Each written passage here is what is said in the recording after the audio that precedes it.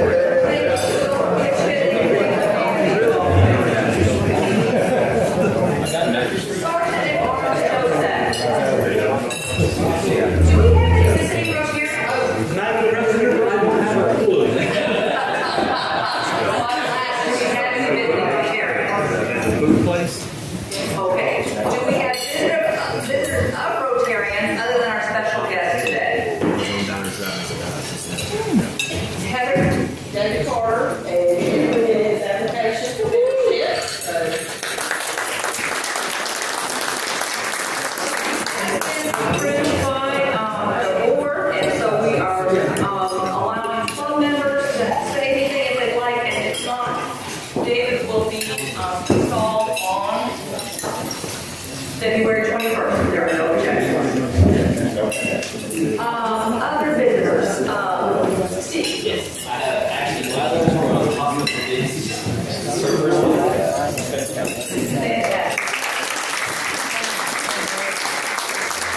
And I didn't realize Brad wasn't even in that position anymore, so welcome to the position and welcome to Rotary.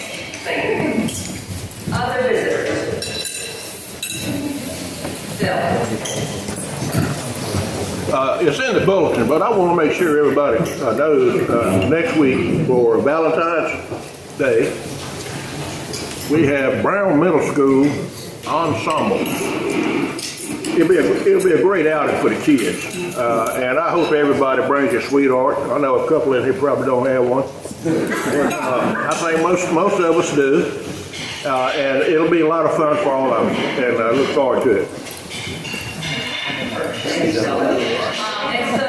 Kim, we need to let you know about so we get a catering account for bringing gas. Right, if you're going to bring gas, just let me know. When I'll try to send the bulletin out Monday, you can just reply then and I'll let them know. So we can let the caterers know we have enough food. Roger. Most of you have got your tickets. And that's next Tuesday, breakfast, lunch, or supper. Don't forget to come and eat. And if you don't have tickets, you can buy And if you come back for breakfast, lunch, and dinner, you need 3 separate tickets. Yeah. Okay. Ricky Murphy, formerly of CIS, has an announcement. Right, just real quickly, formally, but Mike is in the interim. I hope I said that right. Interim till we can find a new director. Jordan resigned last Tuesday, if you didn't hear, so the board's asking to come back and fill in until we find someone. With that said, though, of course, I'm going to use my moment to thank Robert for the prayer, but to also solicit, I'd be remiss if I didn't, for our gala. I laid some sheets out on the tables there. We're having a gala coming up next month. Please consider a sponsorship. At minimum, buy a couple tickets. You can do that online at our website. We're trying to do it all online this year. And the silent auction will be through Give Butter, and that's an online auction site. So you do need to sign up for that. You can do that prior to, put all your information in there, and all night long you just bid. You've probably been to other auctions like this, but you just bid and you'll get notifications if you get outbid, so you can turn around and bid again. And hopefully we can have that. We're having the same format that we had last year with the gaming tables and all, if you were a ticket there. So we thank you for your support. Don't let leadership change scare you. They'll get somebody great, better than I ever dreamed of being, and they're in that search process. But thank you for your continued support, and please consider coming out. Sponsor the gala, coming out, buying tickets, and have a great evening. Thank you. Again, that is March 9th. That's also the Carolina Duke basketball game. So 2 beers, bring that up, did you? 1 night. We're probably the same outcome as the Duke fan that happened the last other night. Who cares? But I love them either. Other announcements. The blood drive is next Thursday. We still have 10 slots available. We have a American Methodist Church from 1:30 to 6. And if anyone, you can sign up directly online, or you can see me and I can sign you up. Sign up online, there's Larry, 10 spots left, and the need for blood is great. So please sign up. Other announcements. Tony. Yeah, beginning on February 20th, Memorial United Methodist Church will be hosting a meditation and light lunch on Tuesdays for each Tuesday in Lent. And it'll be a varied menu. Every week it'll be something different. And it's free unless you want to make a contribution. So anybody that would like to go, we would have a meal for you, and some nice music, and some nice meditative words. Danny Leonard and those other people being arrangements. We hope to see you at Memorial on Tuesday during Lent. And what time is that? At noon. At noon, on Tuesdays through Lent. Perfect, thank you. Other announcements. I just really wanted to say thank you. This past weekend we had a bingo right here for Smart Start of Davidson County, and y'all came out and really supported that. We had about 235 people show up for bingo. I don't know if you saw the videos or not, but people love some bingo. So Smart Start Davidson County was able to raise a lot of money, and so we really, really appreciate that. Fantastic, thank you. Other announcements. Dave.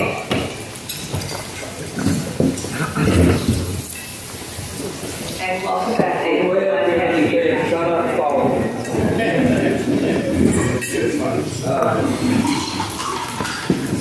Like y'all Wayne Underwood up. Wayne. Those of us in Rotary, and a lot of guests here know that the Rotary International Foundation is one of the best in the world. Started years ago.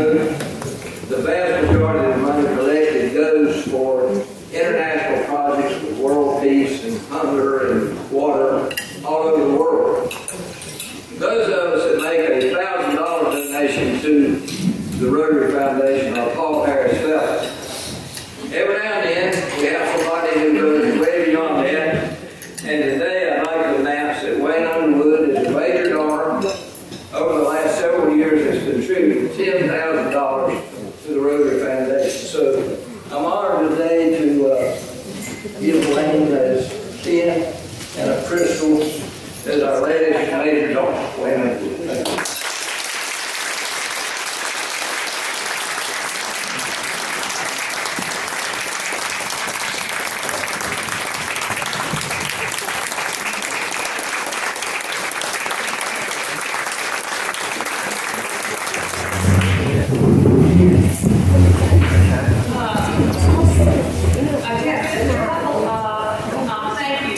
to share.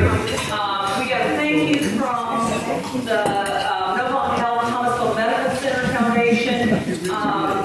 We received a special grant from the district this year for mental health, and the board decided to award a $500 grant to the hospital foundation to put a mural in the behavioral health, geriatric behavioral health unit as a garden, and we're putting a mural on with that. So they wrote a thank you for that and said, many thanks to members of Thomasville Rotary for this impactful gift. I look forward to showing it to you in person. And so when the mural is completed, we will have a program about the behavioral health unit there, and then be able to take a field trip and go see the garden and our mural. And received a thank you from Meetin and Beth Atkins at CCM. Thank you for the amazing grant and joining us for Rotary Week. We're so blessed to count Rotary as a partner in our ministries. You are truly appreciated. We couldn't do what we do without community support like this. So I think you all remember that we talked about the fact that we gave 4 grants through our district grant through the 4 feeding ministries that we work with, and CCM is one of them. And we had a volunteer week at CCM in December, which I was part of. That was a lot of fun. We're looking forward to doing some volunteer days with CIS of Thomasville, Father's Storehouse, and Fairgrove Family Resource Center. And all 4 of them received a $1,500 grant. There's that. I think my slides are that split the pot is next, but I actually would like to do a special presentation, and then we'll do split the pot. So Brandon, I know that you have students with you and would like to make a special presentation. So if you all both come up. And so just be careful.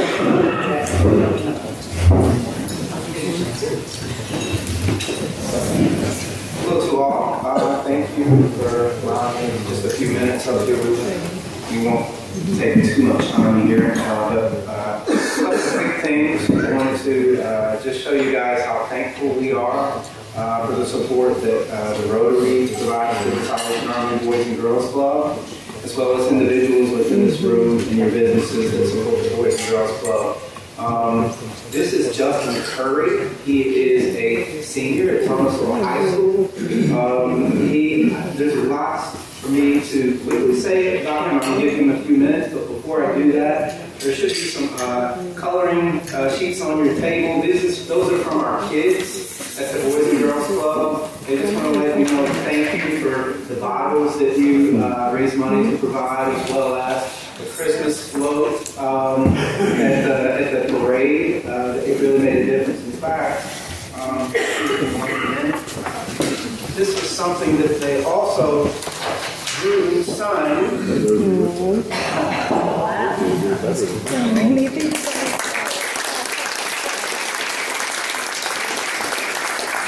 That was based off an actual picture of the kids that day on the float that they kind of looked at. And we got some real talent in our Boys and Girls Club.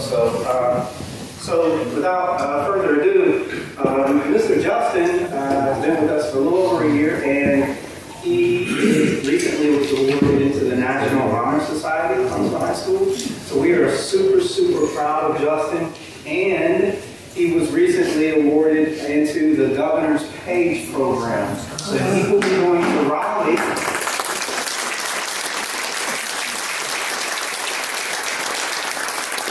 Going to Raleigh to spend a week learning about the ins and outs of, state law. I know we have some experts in the room. Maybe they could also give them a few words. But he's just trying to learn how to be involved, make a difference, and maybe see, he has career ambitions of his own, but maybe see what career opportunities might be there as well, and just how to make a difference. He's already doing that. The kids love him, and if he's not there, they're asking me about him. So where's Mr. Justin? So, Mr. Justin, if you would like to just share a few words about your experience at the Boys and Girls Club. Hey, how y'all doing today? My name is Justin Curry. I just want to share my experience with the Boys and Girls Club. First, I want to thank God first, because without him, we won't be here. So I just want to thank God and Mr. Brandon, Mr. Kayla, Miss Cynthia, all the boys and girls, Miss Stacy, all the boys and girls staff. I just want to thank them. So I learned a lot of responsibility with the Boys and Girls Club and being a mentor to the kids. Because I can try it and all the kids, dad and stuff. And, you know, so I just want to thank the Boys and Girls Club. And yeah.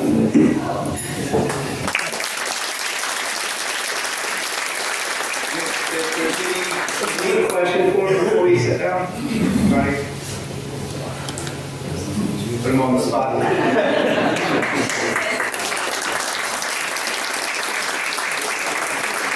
Thank you, Brandon. Thank you, Justin. As many of you all know, the Christmas float for the last couple of years, we have invited the Boys and Girls Club to ride on the Rotary float during the Christmas parade. So I'm glad that we could do that. And now we can quickly do split the pot so we can get to our speech contest. So, who did we have? All right. Thank you, President Mary Jane. We have $4,006 in the pot. It's 14 tips. Give yourself a applause for that. 14 cards. Yeah, cards. No, we're not more than that. Justin, if you would do the honors.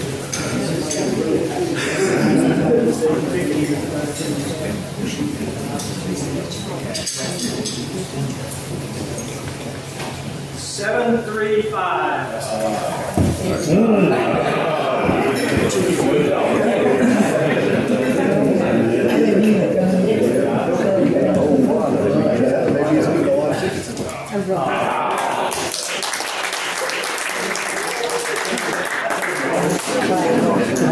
We live to play another week.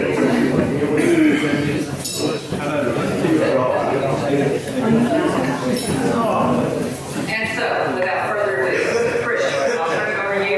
I'll go ahead and do this.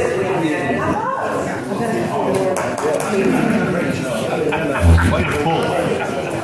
Wait till next week, bring your white sugar and fresh. Pressure's on JP.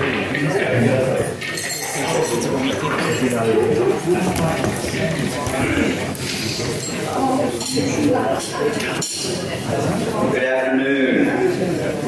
So, I'm standing up here again, getting ready to present the Rotary Speech Contest. That means a whole other year is going by, and they keep going by faster and faster. But I'm excited today. We have a good participation this year. We've got students from East Davidson, from Oak Grove, from Thomasville High School. And I know that with our students that we have here are going to present really nice speeches for us. We are a little pressed for time today. I do have some faculty from the schools that I want to introduce today as well as guests today. But so that we can go ahead and get started so that our judges can judge the contest, I'm going to go ahead and introduce our first student that we'll be presenting today, and that is Shelby Woodrow. And she's from East Davidson.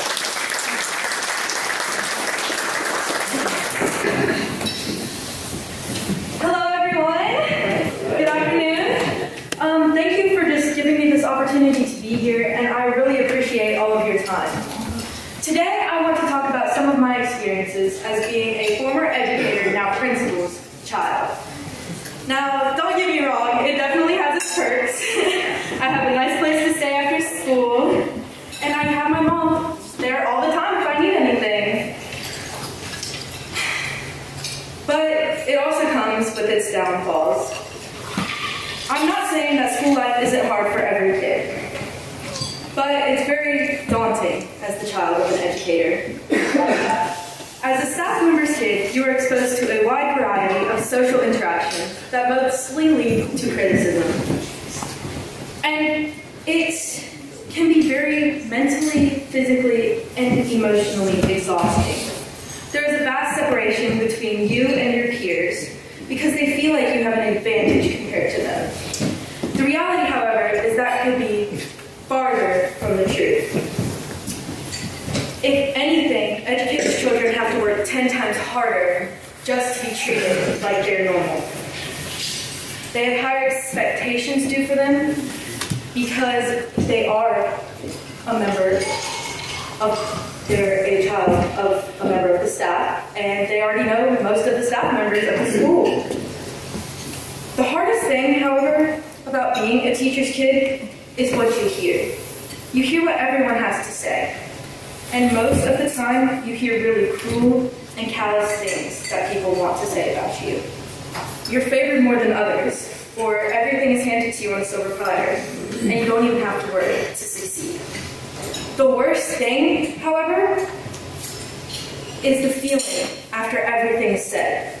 You can't help that your last name matches the one on the door. Every day you realize people who you thought were your friends are just using you or talking about you behind your back. And when your peers try to get closer with you, it's just so that you can boost their grade or get them extra credit. You as a person do not matter. What matters to them is your last name and what they can get from you. They do not care for you, just themselves. That is why it is crucial to instill the ways of the four-way test in today's youth. Is it the truth? Is it fair to all concerned? Will it build goodwill and better friendships? And will it be beneficial to all concerned? Now let's use these ethics in comparison to real-life examples that I have personally experienced. I am in the FBLA chapter at my school.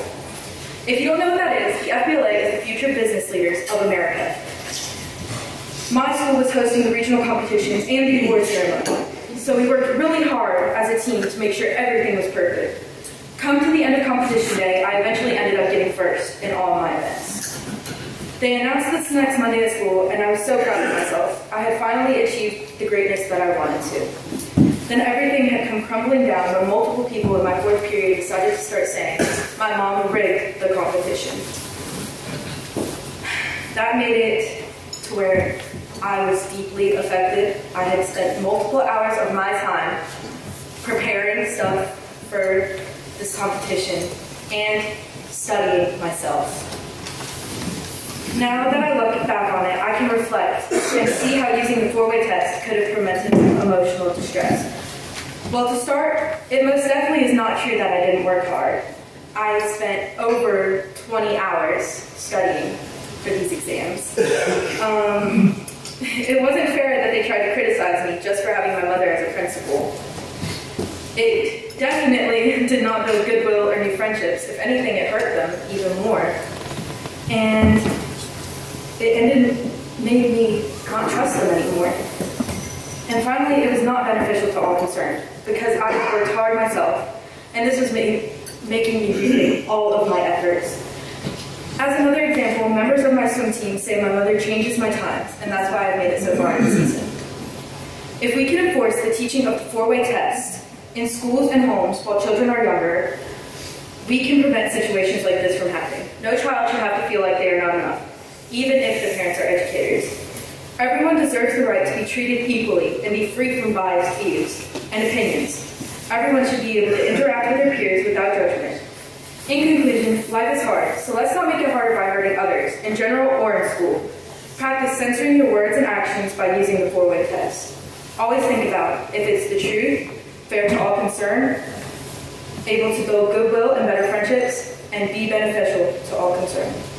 Your words and actions hold the power to impact the way a person sees themselves for the rest of their lives. And with that, remember, as said by Dr. Martin Luther King Jr., the time is always right to do what is right. Thank you.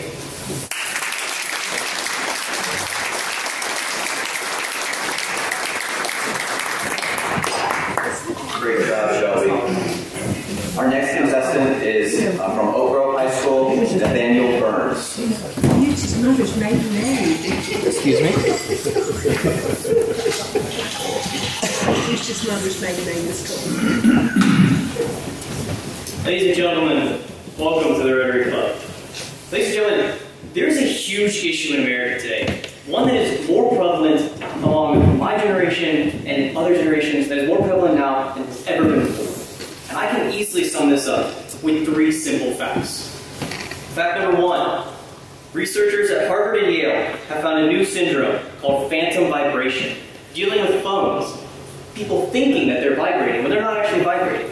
And it's shown to raise levels of anxiety, decrease levels of sleep, and increase rates of insomnia. Fact number 2, there's a chemical in thousands of shampoo bottles in major brands, Dove, Head & Shoulders, called luminexium trioxide. It is incredibly poisonous to our health, but they still continue to use it. Fact number 3, video games throughout our country have been shown to cause violence and other poor behaviors in our generation. Now you might be wondering, what the heck do all of these seemingly insignificant facts have to do with one another? They're so different from each other. Well, I'll tell you, every last one of those was completely made up. I made up every single one of them. As a matter of fact, what's even more scary is I used an AI to generate some of those words. Phantom vibration syndrome, luminexium trioxide. What's even scarier is that some of you probably believe me. Some of you out there might have thought that that was real. Maybe thinking your shampoo, you might need to get a new one. But you can, and the reason you thought that is because I'm standing here in a position of power. I'm standing here using rhetoric and words to convey ideas that you may perceive as truth, even though they're not. In psychology, there was a study done to see what the power of words had on our memory. In 1974, Elizabeth Loftus and Palmer did their car crash experiment. They showed multiple subjects the same video, the video of a car crash. After the video, they asked their subjects, how fast was the car going? When the car contacted the other car? When it hit the other car? When it bumped into the other car? When it collided with the other car? Or when it smashed into the other car? Now, as you probably can tell, people's whole perceptions of their memory, whole perceptions of reality change just depending on one word. People who were asked how fast the car was going when it contacted the other car said 20 to 25 miles an hour. You know, not a big crash. But the people that were asked how fast the car was going when it smashed into the other car said 40 to 45 miles an hour. And it was a much worse wreck than it actually was. People's entire perceptions of memory were altered simply because of a couple words. So now we can see that memory, the past, can be altered just by a few words. But what about the future? Can our entire future be changed just in a couple words that someone can say, or a couple phrases people can easily pronounce? Well, the Rosenthal-Jacobson Pygmalion study in 1968 also took a look at this. They took 2 groups of students and gave them all an IQ test. They did not tell the students what the IQ test was, nor what the results were. In fact, they only told the teachers, but they didn't tell the teachers the truth. They told the teachers that this group were labeled as intellectual bloomers, and this group were considered poor students who did not do very well on the IQ test. However, regardless of their IQ level, at the end of the semester when the test scores came out, the quote-unquote intellectual bloomers performed sky high, so much better than the poor students. But why? Their IQ was not any more or less than the other students, and they weren't told that they were intellectual bloomers, the teachers were. But the teacher's perception of the students changed them. The words that they might have said to them, rather than the words that they said to the other group of students, was altered. And students' entire perceptions of themselves were changed. So, now we know that words can alter our past and they can alter our future. But we only know this in psychology. But now I ask you, can you think of any examples, easy examples that come readily to mind of the use of words in history? Maybe when a time that an entire country decided to take on an entire race of people, discrimination, genocide. Adolf Hitler managed to turn an entire country against the world just because of his rhetoric, his use of words. Or maybe you need a more contemporary example.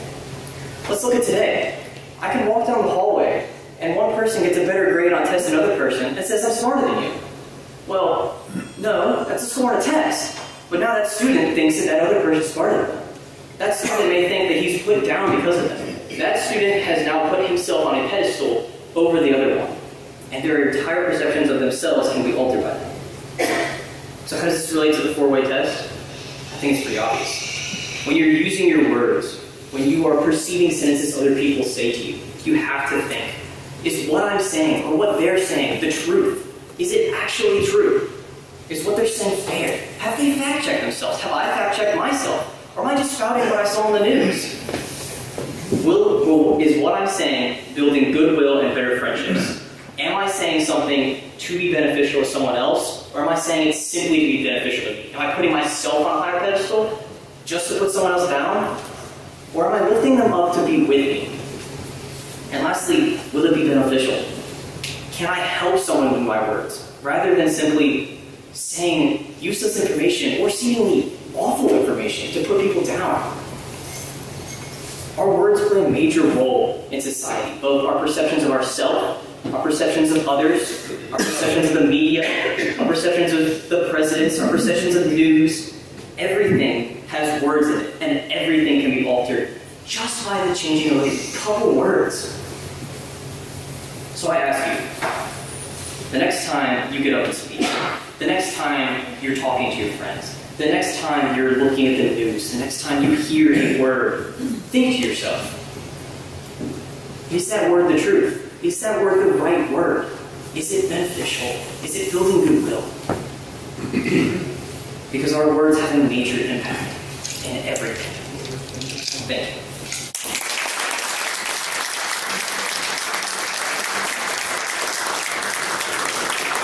Another good speech. By the way, 20 years ago I was 6 foot tall. Me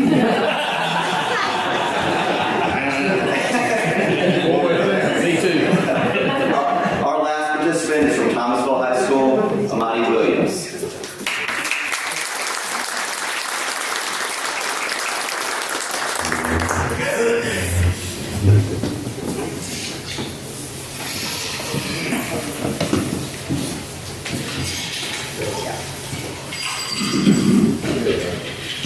Hello and good afternoon, everyone.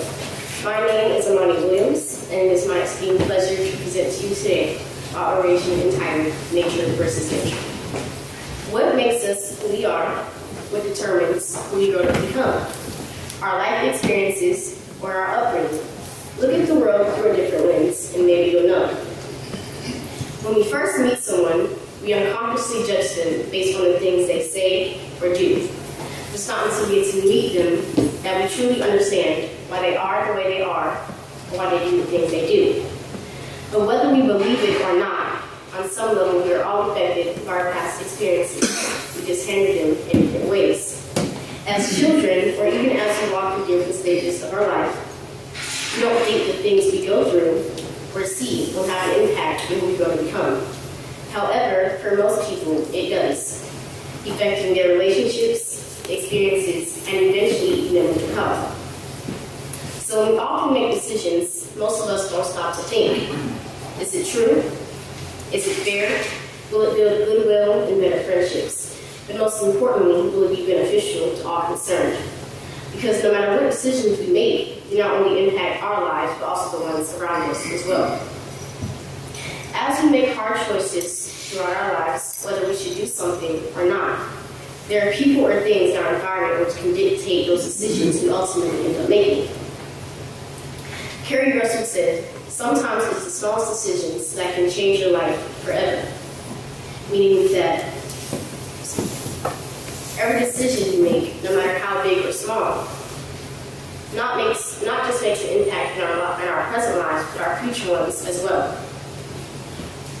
There are certain situations in life that everyone must go through alone, such as finding who we are or the things we're fighting for in our lives.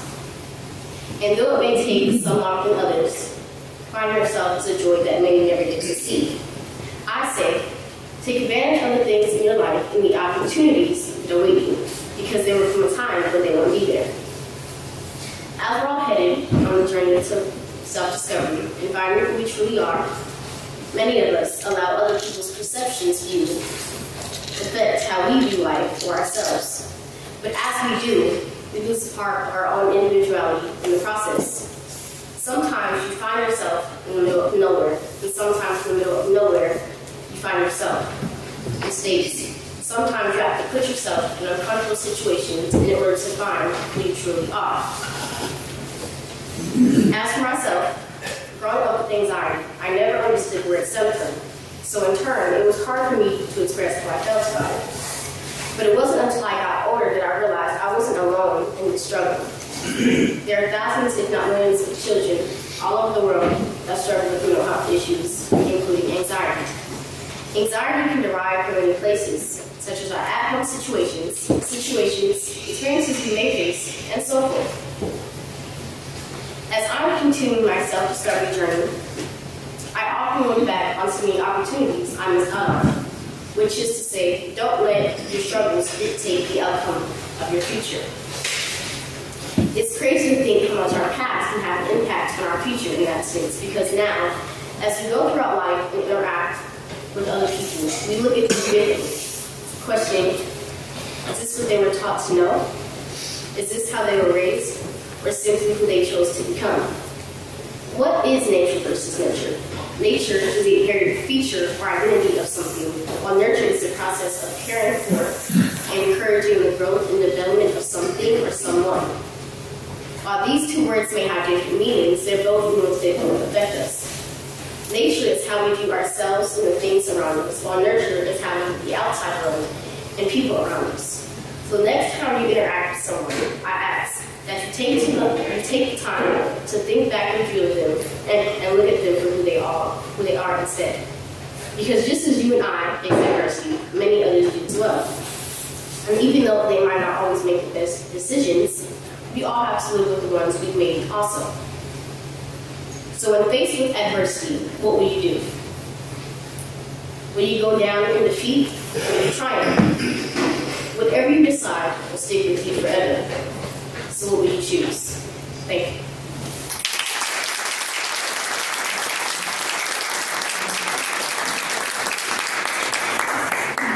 Great job. So we have our judges that are going to go ahead and get together and decide the outcome of the contest. While they are doing that, I would like to introduce some faculty from the schools. From East Davidson High School, we have Christy Hiller, who's their Career Development Coordinator. Please stand when I call out your name. And Mr. Logan Jordan, who is the Assistant Principal.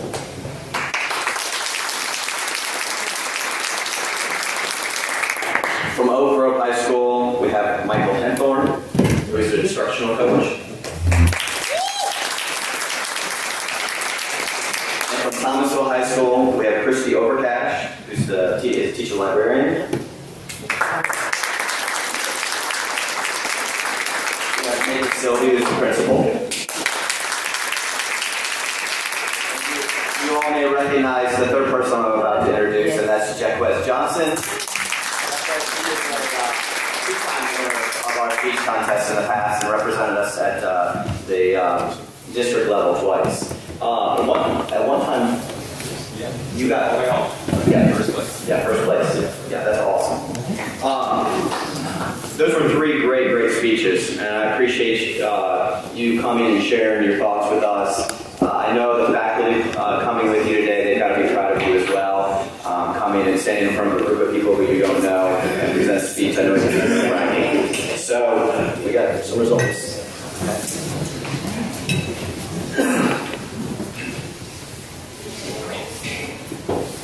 Can I have Shelby, Nathaniel, and Amani all three come up? And I also want to thank our judges today, who are Mary Jane, Sam Barefoot, and Paul Mitchell. So our third place is Shelby Woodrum.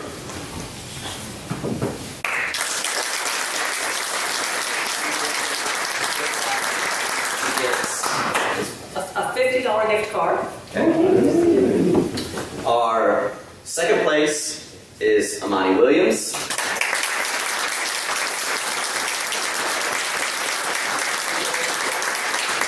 $150 gift card. Nice. And so our winner is Nathaniel Burns. Congratulations.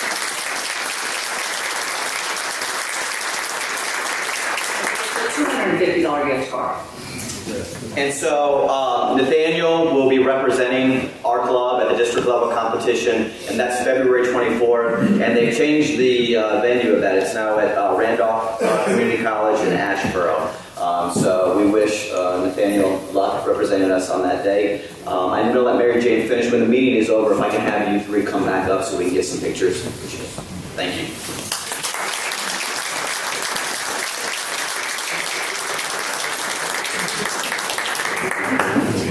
Just for the record, Paul Mitchell said behind closed doors, if he'd have been giving his speech today, he'd have been for it.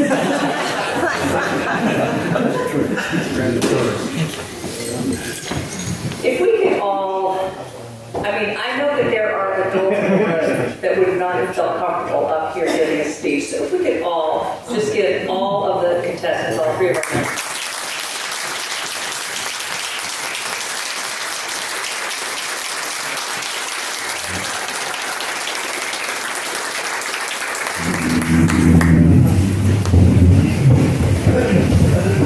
Thank you all. I don't even think I need to tell you where I see the vision of Rotary in this room today. I am so proud of all three of you for being here. Thank you. And now, we will end our meeting the way we always do, sharing the four-way test. It means a lot to hear how you have woven that into things that are meaningful in your lives. We like to think about these as sort of our moral compass and what we use in making decisions across everything that we do. So if you all would stand with me, and as we think about the decisions we'll make this afternoon throughout the next rest of our lives, in all that we think, do, and say, if we could ask ourselves first, is this truth? Is it fair to all concerned? Will it build goodwill and better friendships? Will it be beneficial to all?